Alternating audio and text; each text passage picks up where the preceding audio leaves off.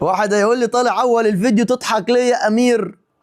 اقول لك بضحك على الكاف الافريقي، لان المغرب ادى بالكاف الافريقي واداله درس قاسي جدا جدا، وعلم الافارقه كلهم الادب.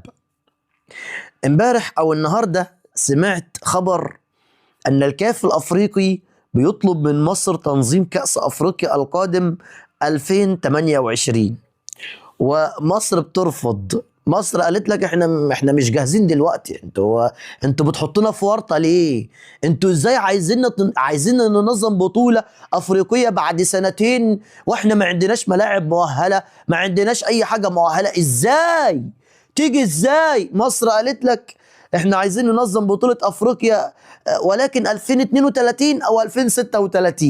يعني ادونا فرصه 7 8 سنين عشان نلحق بقى نشتغل، نلحق بقى نظبط ملاعب، نلحق بقى نعمل بنية تحتية عشان نقدر ننظم البطولة. فمصر رفضت. والمفروض ان الكاف، يعني المفروض ان الكاف متفق مع المغرب انه ينظم البطولة في 2028، ينظم بطولة افريقيا، لكن المغرب رفض.